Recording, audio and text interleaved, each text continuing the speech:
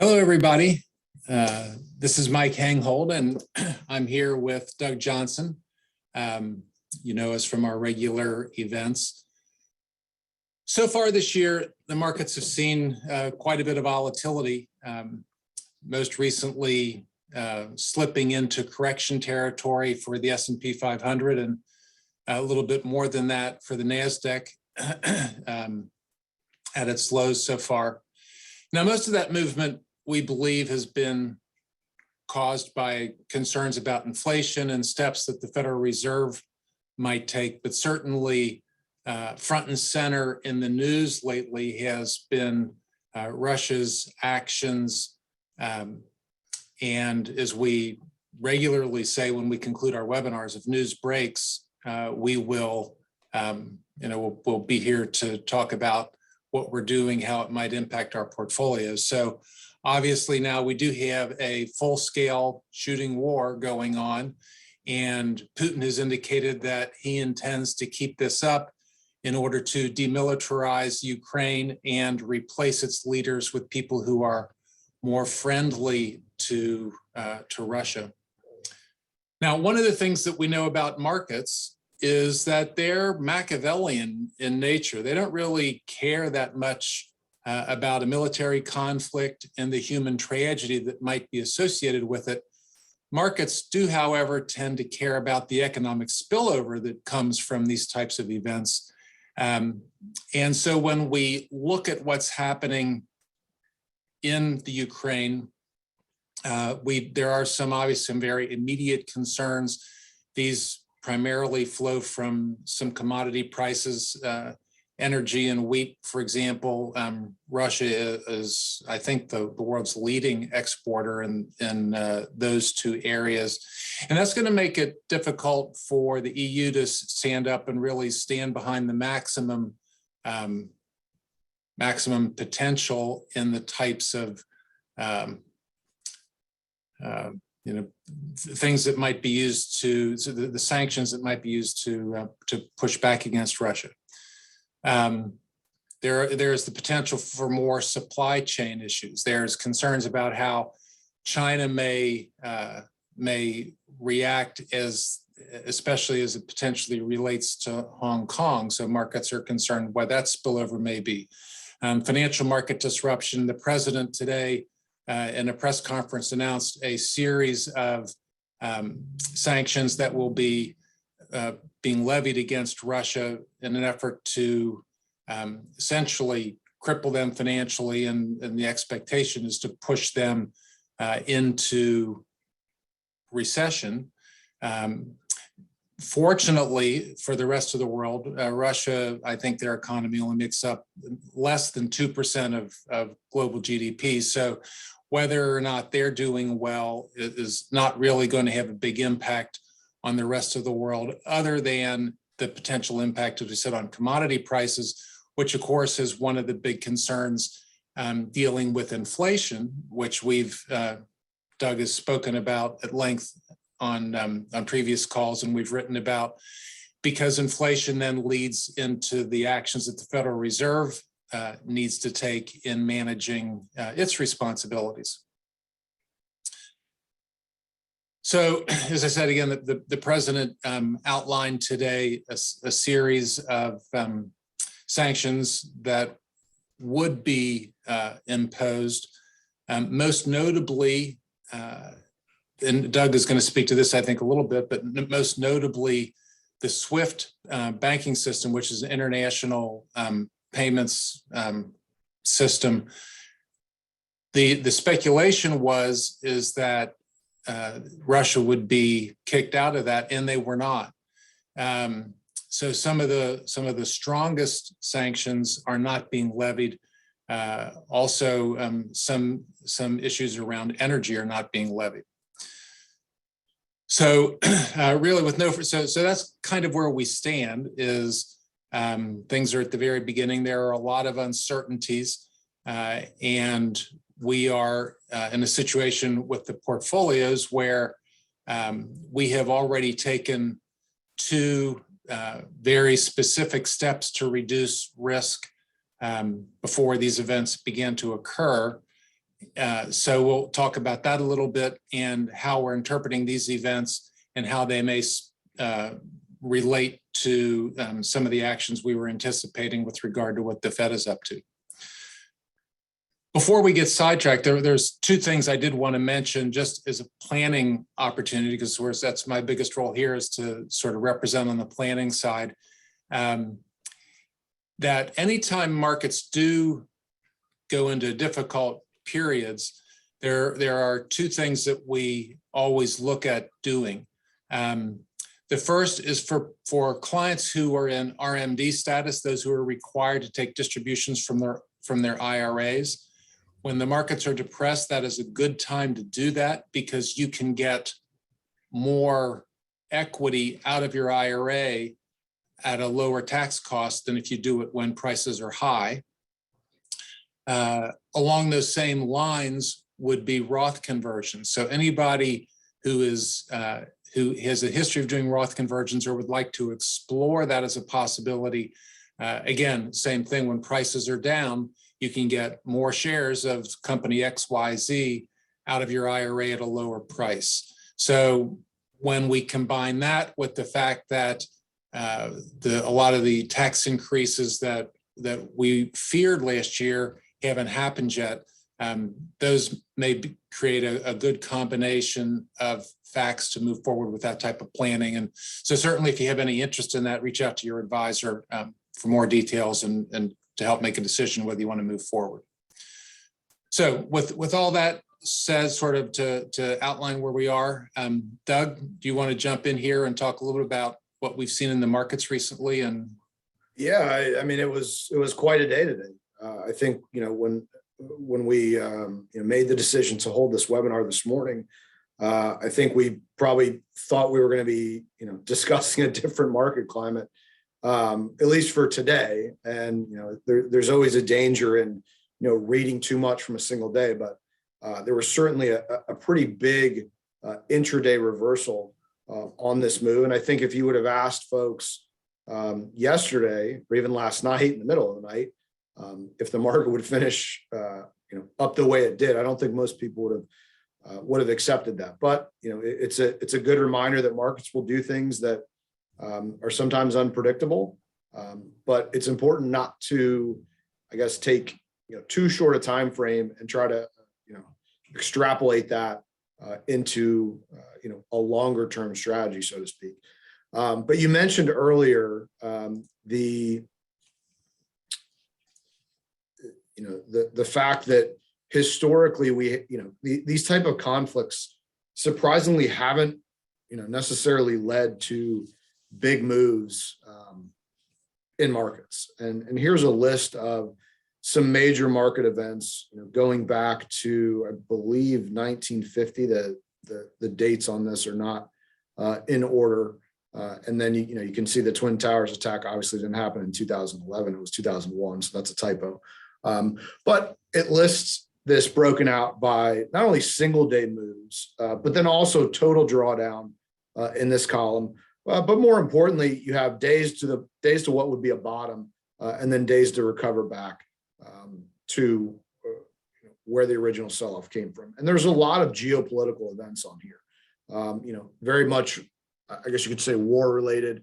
You have some other things that are a little bit more specific to countries, like the Boston Marathon bombing, Madrid bombing.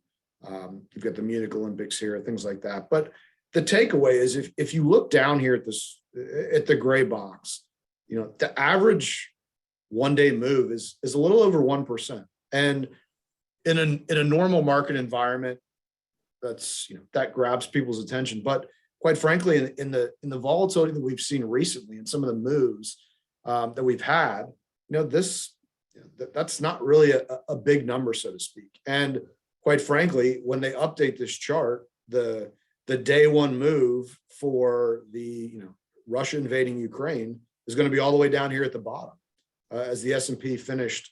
I didn't see it right at 4 o'clock. I know it was bouncing around a little bit, but definitely over 1% there. So I think one takeaway is that events like this don't instantaneously lead to bear markets or market crashes. As you can see, some of these total drawdown numbers are bigger, but for the most part, with your average drawdown of less than 5%, 20 days to a bottoming process, and then a little over a month to get back to recover, that's not a huge issue. So the other thing that Mike mentioned earlier was, and something that I want to reiterate here, we think if this escalates, what I would say, out of control, and if there are other factors at play here, you've heard some rumblings about China with now an eye on Taiwan, and before we saw the sanctions come down today, there was concern that the oil sanctions were going to tighten the supply in the market, jacking oil prices up, and further exacerbating the inflation issue. Turns out we didn't have any oil sanctions, so the 5 or 6% gain that we saw in oil was pretty much sold throughout the day. And then the concern with a China takeover of Taiwan would be, now you have a place where a majority of the world's semiconductors are manufactured. Would that then disrupt that supply chain? So you have two very major inputs in the global supply chain mix that could be disrupted here. So far, so good. But I think that's kind of one of the main concerns about this. So as I was saying, obviously it could be a big issue if this escalates further. But I don't think ultimately it takes away from the issue at hand, or the issue that's concerning us the most, which is the fact that inflation remains high and the Fed really has their back against the wall here, and they're going to have to tighten policy at some point very soon.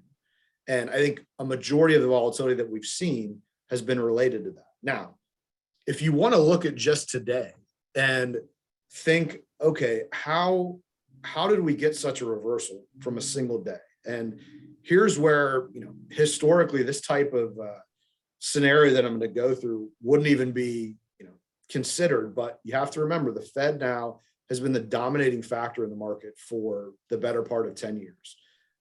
And that still remains. So when we saw the trading today and the reversal, what you saw was a big time recovery in meme stocks, things like AMC and GameStop, NASDAQ, no profit tech, small cap, things that are very much leveraged to interest rates. And I think part of the thinking was, before, there weren't a whole lot of outs that Jerome Powell had. He could have gotten inflation to come down somehow. But for the most part, they were kind of in autopilot to begin to raise rates aggressively and to have to address drawing down a $9 trillion balance sheet. But if there was anything that could give him any out, it's a conflict like this. So in a very twisted and bizarre way, if this were to escalate further, you could see the market, I don't want to say happy about it, but relieved, based on the fact that the Fed is now not tied to having to be aggressive with their policy, as crazy as that sounds. Doug? Yes.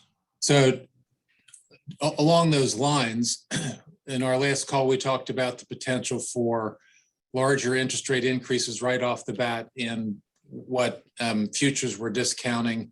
There's a lot of talk about interest rates being increased by 0.5%.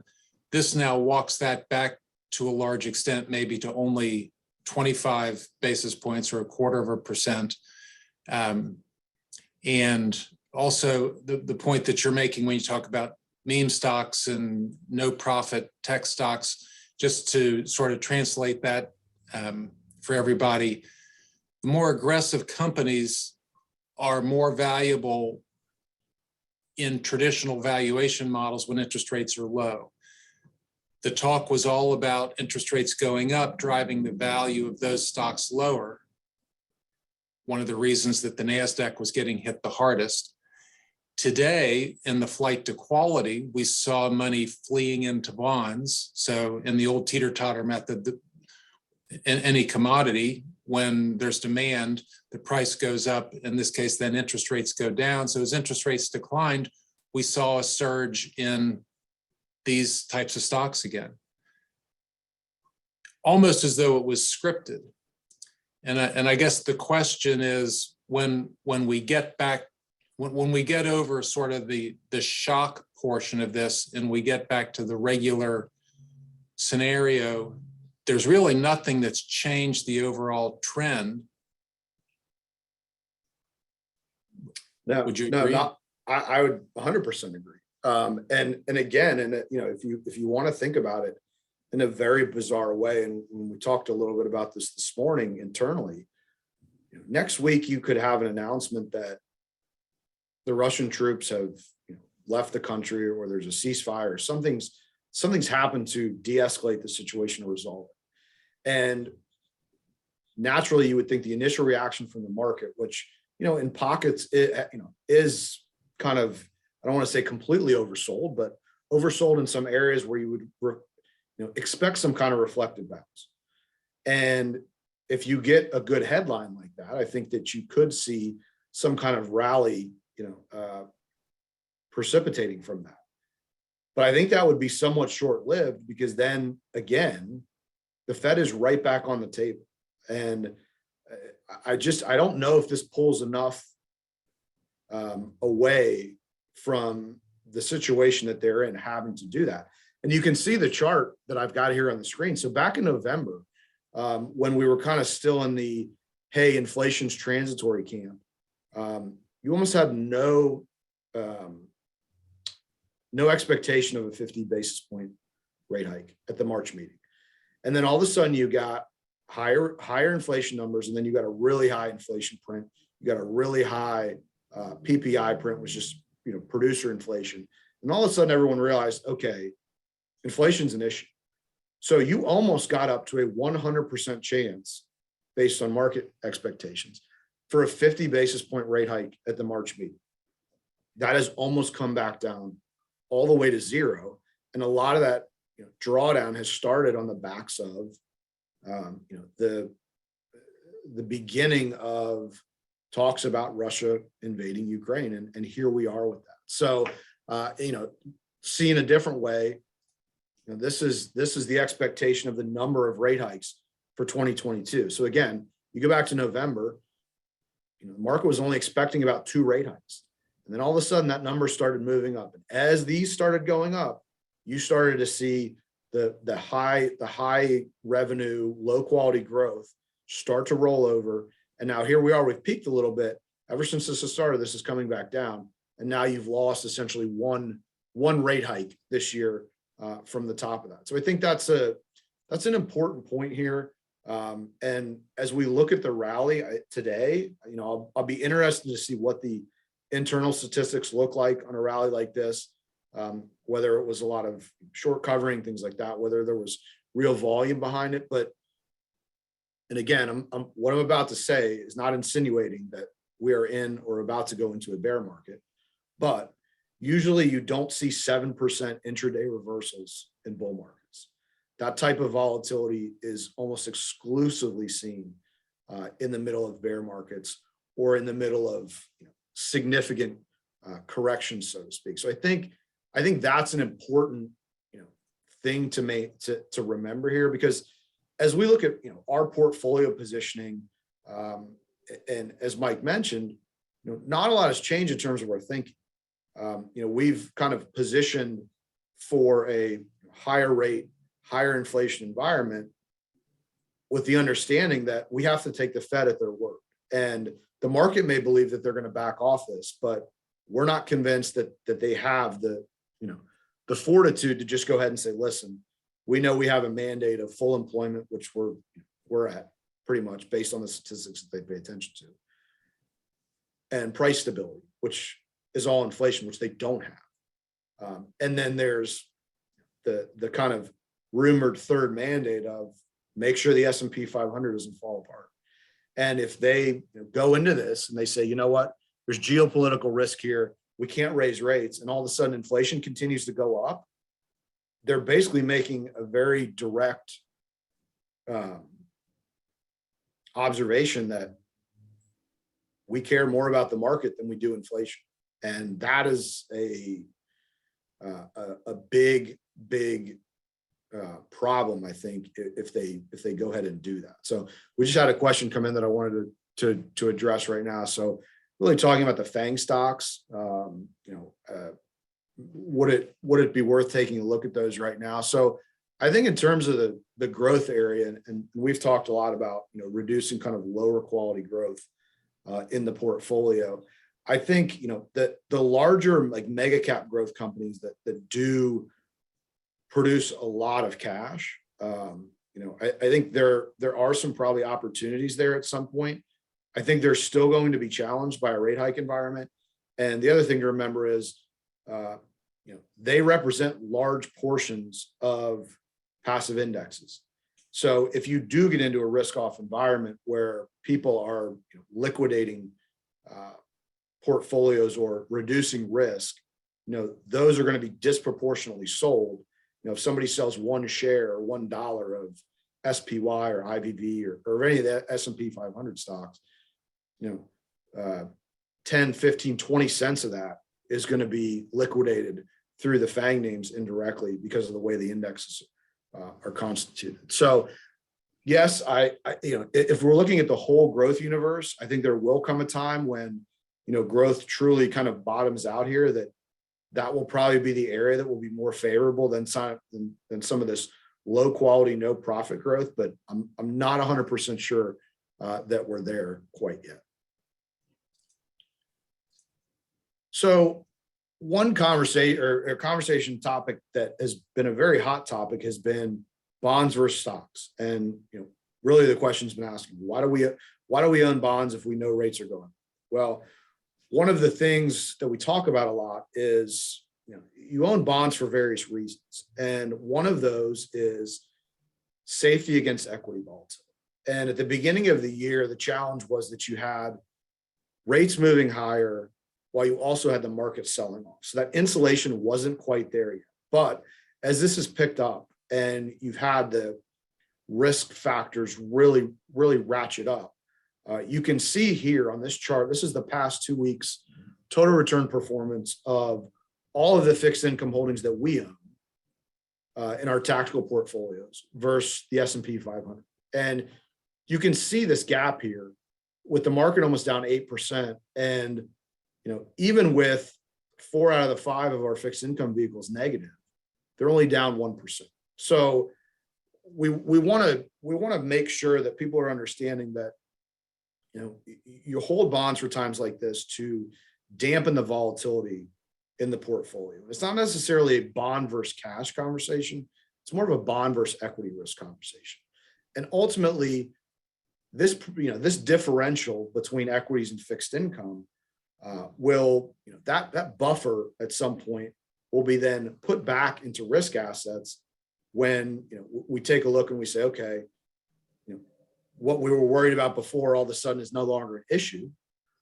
Or if we just feel like the market has washed itself out so much that the risk return profile has swung back to favoring adding some risks to the portfolio a little bit. And Mike and I were talking about this earlier. And Mike, what I was mentioning to you was, trying to almost think of it like a modified game of blackjack, where, historically you play blackjack and you have to put your bet down. You get your card, you see the dealer's card, and then you make a decision whether or not to get another card.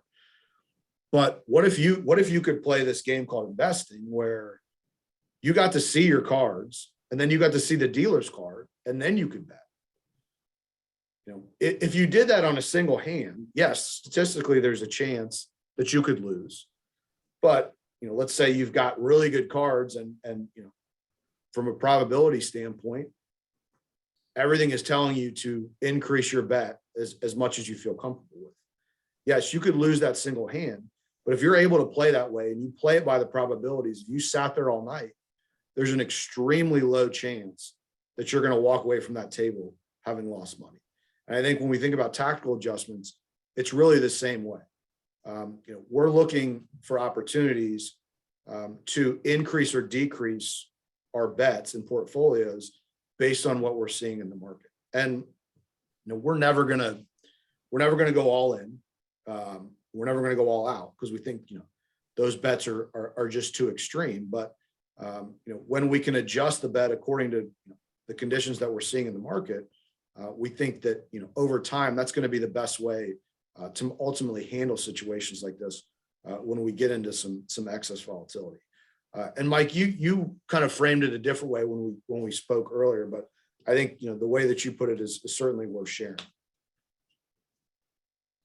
Remind me. You phrased it regarding adding dividend income to your portfolio. Yeah. So based on the way that we think about things, our role for the majority of our clients is to prepare them to live a financially independent life in retirement and hopefully get as much sort of guaranteed income that's going to grow with or faster than inflation out of their portfolios. So when we have an opportunity to reallocate money from bonds to equities during a difficult time in the market, what we're really doing, if we assume that our dividends are going to grow roughly at the rate of inflation, and we can, I'll say, lucky enough to get a 10, 15, 20% pullback where we can reallocate funds into dividend paying stocks, then it gives us the opportunity to sort of jumpstart by 3, 4, 5 years the natural dividend growth or cash flow that we would get from the portfolio. And that presents a real advantage, obviously, in growing income and the ability to hopefully take advantage of these periodic market cycles when stocks pull back and effectively get those multiple year increases in income is an important step in the process. The challenging part, and we did want to talk a little bit about the portfolio construction right now and how we think about these decisions, is when we're looking at a basket of risks, the types of things we outlined at the beginning, that the Federal Reserve, what's going to happen with oil supplies and sanctions and supply chains and so forth. At what point does it make sense to go ahead and reinvest in these stocks to capture these levels versus the risk of being too early, the sort of catching the falling knife scenario? And some of the main things that we do, we work with a number of institutional strategists that allow us to collect institutional research, and then we use that along with the indicators that we use privately to make these types of decisions. So I alluded earlier to the fact that we've already reduced risk twice this year. Once was through asset allocation adjustments to move away from some of these hyper growth stocks that don't do well during rising rate environments. Doug may want to add a little bit more to that. And then the second step was just simply reducing equities and raising cash. There is the potential to do more, but every time we face a decision, the question is it time to do that or not? And that's in the risk managed portfolios, or what we call advance and defend. So advance and defend is set up primarily, the idea is not that we're going to outwit anybody. The idea there is to manage risk, something we allude to periodically. It's a very inside baseball term, but we talk about sequence risk, and you can Google it. Basically, it's sequence of return risk. And essentially what it says is, for people who are in a drawdown mode in a portfolio, near-term volatility can be detrimental to your long-term financial health. And so taking extra steps to protect against sequence risk is an important step. And that's why that's so important to us. Separately, we manage strategic allocations that essentially follow a disciplined rebalancing strategy. So clients through all the drawdowns we've seen who are in the strategic portfolios are seeing trade confirmations. We monitor on a daily basis portfolio weightings and make sure that, and it's essentially, it's a systematic forced buy low, sell high scenario. So for example, when stocks fall, as you saw in that stock bond chart earlier, and we look at the weightings in a portfolio, this process causes us to rebuy equities and trim the fixed income because the fixed income or cash would have held up well. The stocks have fallen, and basically that leads us into a buy low scenario. But again, we have a number of indicators that we monitor internally that helps lead us to these decisions. So Doug, you want to just, without getting into too many specifics, just kind of explain? Sure, yeah, kind of, what I'd like to touch on, because I think a lot of times we focus on the risk reduction side of things and not as much on the, is it over side of things. Sure. So, I'll touch on that. But first I wanted to just show this chart. And I know it's been up on the screen, but I kind of want to explain where we're going with it. So a lot of times when we get into this volatility, from an emotional standpoint, clients can feel like this is different. It's uncharted waters, somehow it's unique or they haven't experienced it before. Well, in the past 5 years, we've actually had a drawdown of 10%, a drawdown of 20%, and then a drawdown of 34% during COVID. Now, I was talking to someone on the phone today, and it's not that I don't include this one, because I do, but I think that from an emotional standpoint, people had other things going on as this was happening, and it went down and up so fast that it almost didn't register. During these, people had the ability to sit in front of their computer and read headlines and do what they needed to do. During this, people were worried about their health. Do I need to stay inside all the time? Am I going to be able to go back to work? All those other things. So there was a little bit of a distraction here. So, from an emotional standpoint, it's been almost 3 years since we've been able to pay attention to something like this. So when it happens, it really kind of catches your attention.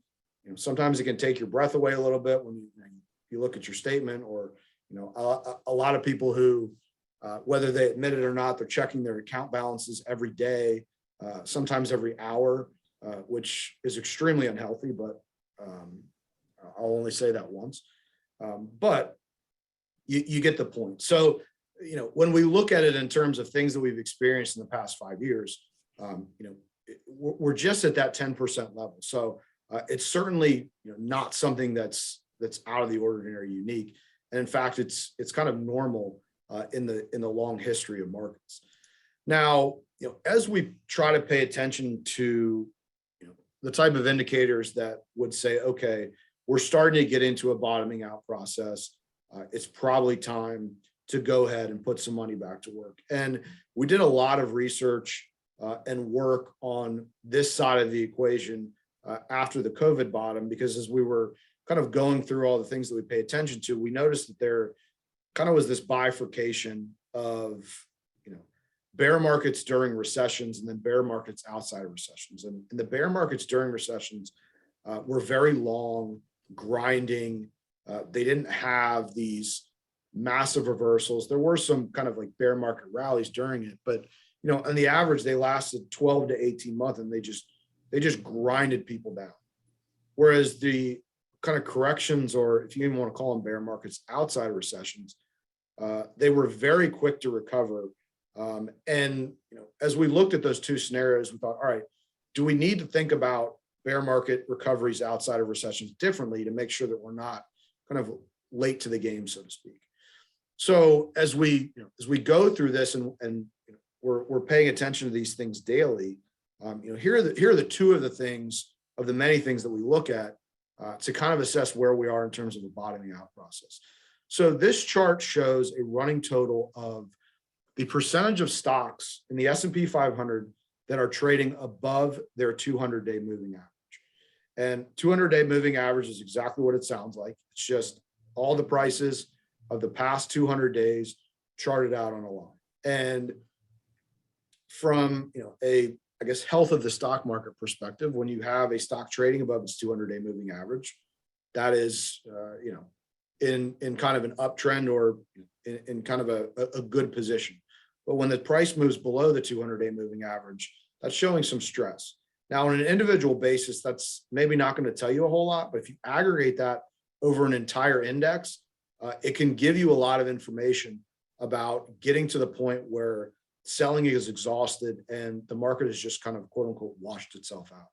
So you can see these yellow marks here represent periods where the S&P 500 had only 10% or less of the stocks in the index trading above their 200-day moving average. So it's an extremely low number.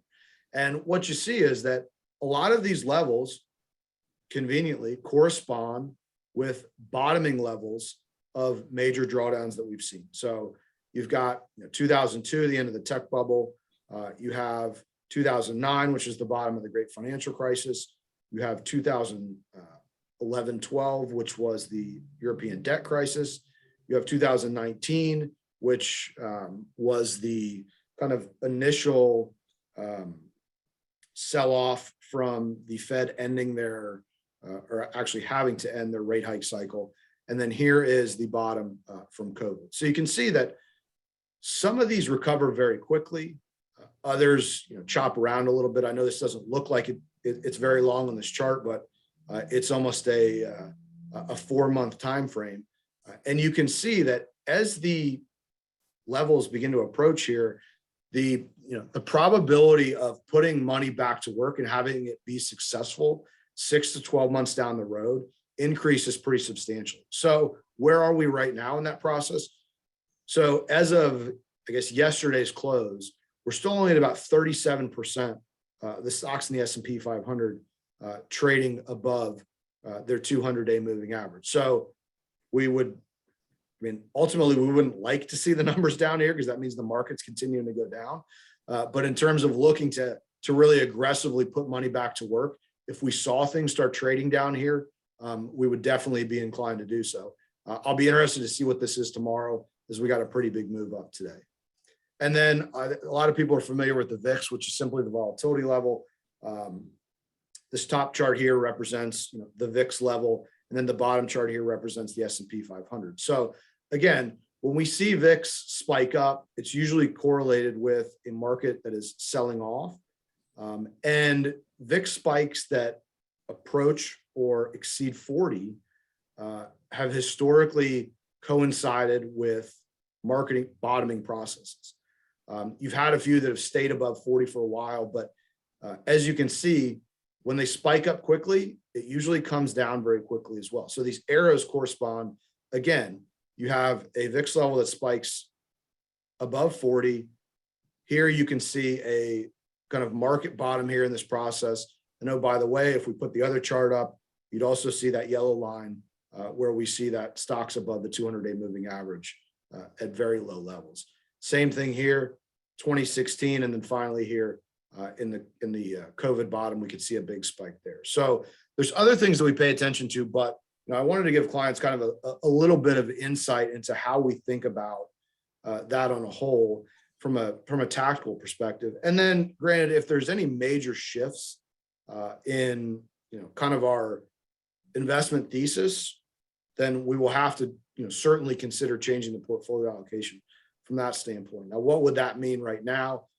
If the Fed flat out came out tomorrow and said, we're concerned about what's going on in Ukraine, therefore we're not going to raise rates in March, or we're going to pause the balance sheet runoff for the time being, that would probably be a bullish sign for the market, and we would have to look at whether or not we're positioned properly then for that environment going forward. But I don't anticipate that happening, so we'll kind of see where that goes. But again, there's more to it than just this.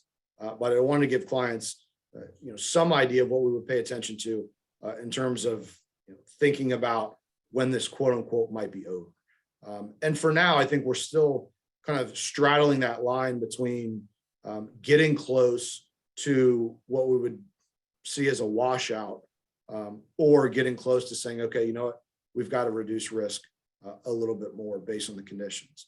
What I will say is that, if you're hoping for a bottom or you're a bull in this case, the price action today was probably not what you wanted to see, because we still haven't had that kind of washout capitulation selling. Yes, the market was down 3% overnight, but that was met with almost instantaneous buying at the open today. So there's still very much a buy the dip mentality, but the market was certainly due for a little bit of a rebound since we had 4 or 5 consecutive days of being down. So normally we have some more visuals here, but obviously this was kind of more of an impromptu webinar. So that's all the prepared slides we have.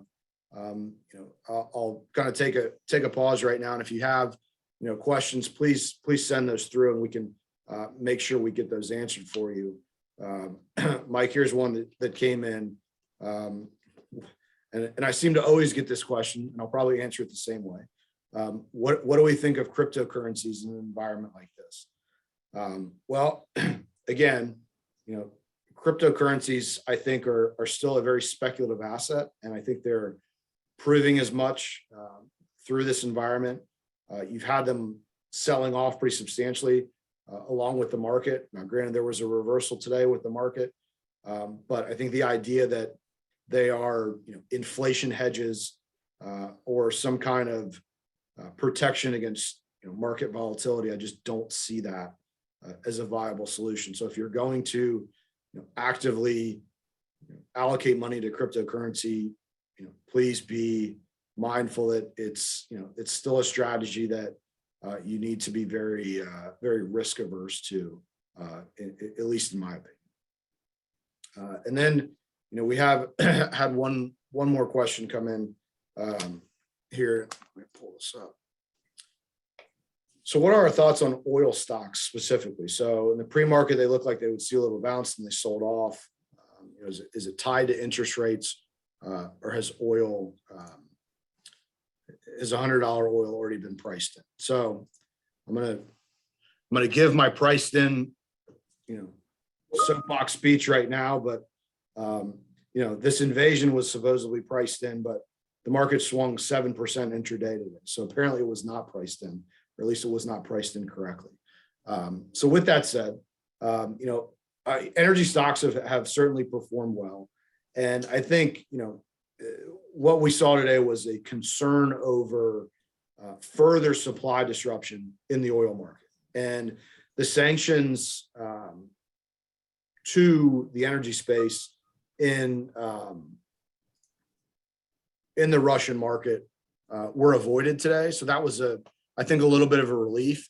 But I think the bigger issue is, and I don't want this to sound political at all, but I'm going to have to say it as objectively as I can. The push to combat climate change has certainly affected the ability of energy companies to increase supply on short notice. So, you think of the major oil companies around the world, they haven't necessarily been sanctioned, so to speak, but they know that, people are looking at them to say, you need to stop producing fossil fuels and start to look at alternative ways of generating energy. And they said, okay, we'll do that. But it's not as easy as flipping a switch and all of a sudden oil production comes back online.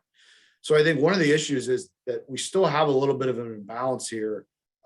We've got what I'd say increasing demand as people begin to kind of get over COVID, so to speak.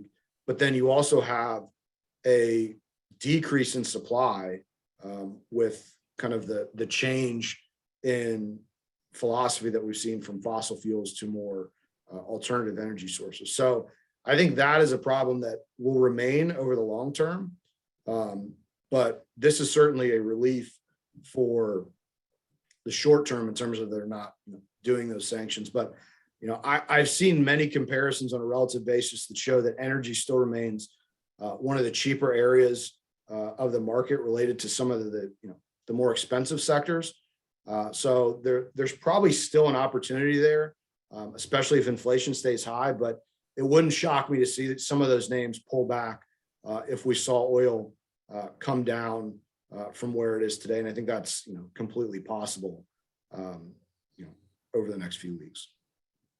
Yeah, I would agree with that. I would say that if we think about the cycle, taking the issue of Russia and so forth off the table for the time being, the basic sort of recovery story with interest rates rising gently would argue for supporting higher energy prices. And if you think about travel and so forth, and manufacturing coming back online and so forth, all this supports energy prices for more than just a temporary bump as a result of what's going on now.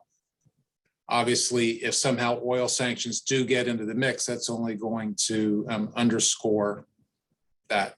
I know that we are, as a government, I've read that we're trying to get the Saudis to put an extra 1 million barrels a day into the market. That would obviously relieve a lot of pressure. They don't necessarily want to do it because, of course, at $100 a barrel, they're happy pumping what they're pumping. They don't necessarily need to flood the market to bring the price down. But these are some of the negotiations that are going on as we speak. So it looks like that is all the questions we have for now. And I know we're kind of right up against time. So Mike, I'll let you go ahead and take us out. Yeah, so thanks everybody for jumping on the call. Our commitment will stay. If something unusual happens, we'll be back as quick as we can. Otherwise, we are still scheduled, I believe, for the 24th of next month. If that's a Thursday, I think pretty sure it is, for our regular monthly call. And that does it. Thanks for joining us, everybody. Bye-bye.